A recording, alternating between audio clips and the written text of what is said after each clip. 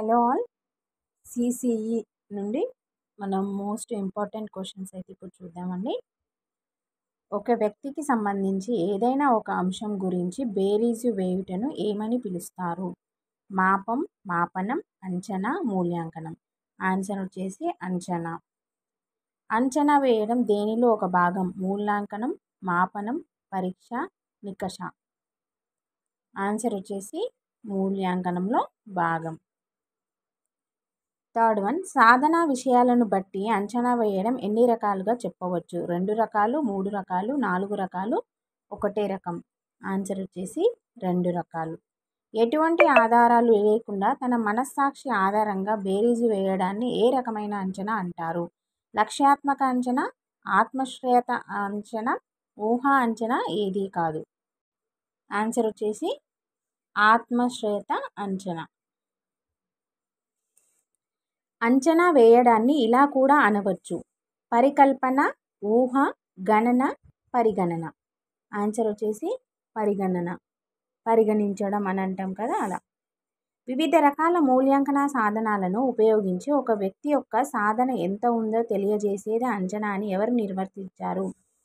Beryl Wallace, Robert Ellin and David Willer, Stephen Lawrence, NCERT.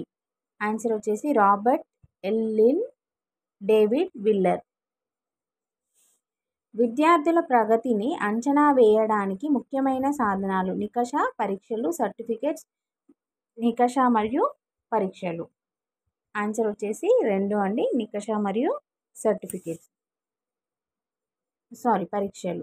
నికష, పరీక్ష మధ్య భేదాలలో సరైన అంశం: నికష ప్రత్యేక ఎంపిక కోసం నిర్వహిస్తారు, పరీక్ష సర్టిఫికేట్ కోసం నిర్వహిస్తారు. 2 సరైనవే, 2 సరికావు. ఆన్సర్ వచ్చేసి 2 సరైనవి. ఏ సమాచారంలో అయితే నిర్దిష్టమైన నిర్ణయాలు తీసుకోగలమో ఆ సమాచారాన్ని సేకరించేదే మూల్యాంకనం అని ఎవరు నిర్వచించారు? NCERT, Kothari commission, stuffy beam, Taylor. Answer వచ్చేసి స్టఫీ బీమ్. మాపనం వలన వచ్చిన ఫలితాలకు విలువలు ఆపాదించి తగు నిర్ణయాలు చేయడాన్ని డాష్ అంటారు? మూల్యాంకనం, అంచనా వేయడం, ప్రగతి, నికష. ఆన్సర్ వచ్చేసి మూల్యాంకనం. విద్యార్థులకు ఎప్పటికప్పుడు పరిపుష్టి పునర్బలనాలను ఇవ్వడానికి వీలయ్యే ప్రక్రియ ఏది? పాఠ్య ప్రణాళిక, సహపాఠ్య కార్యక్రమం, నిరంతర మరియు సమగ్ర మూల్యాంకనం, 5 ఆన్సర్ వచ్చేసి 3 అండి, నిరంతర మరియు సమగ్ర మూల్యాంకనం. నిరంతర మరియు సమగ్ర మూల్యాంకనం యొక్క ఆవశ్యకతను చాటి చెప్పిన కమిషన్ ఏది? Woods dispatch, Kothari commission, Ramakrishna commission, Eshwari Bai commission. Answer వచ్చేసి 2 అండి, కొఠారి కమిషన్. విద్యార్థులలో వివిధ నైపుణ్యాలలో సాధన మూల్యాంకనం చేయడమే నిరంతర మూల్యాంకనం, సమగ్ర మూల్యాంకనం, నైపుణ్య మూల్యాంకనం ఏదీ కాదు.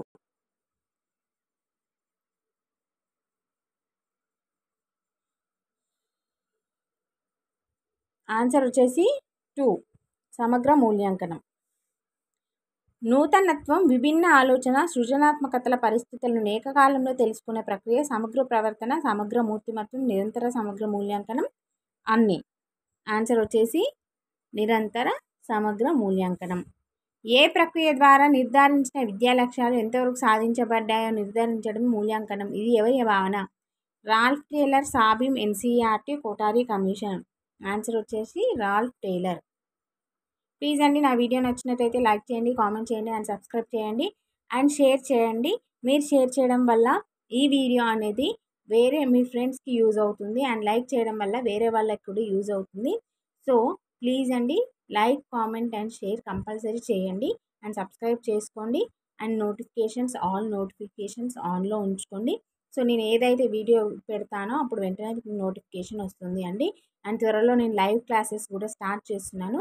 సో ప్లీజ్ అండి, కంపల్సరీ సబ్స్క్రైబ్ చేసుకోండి. Thank you.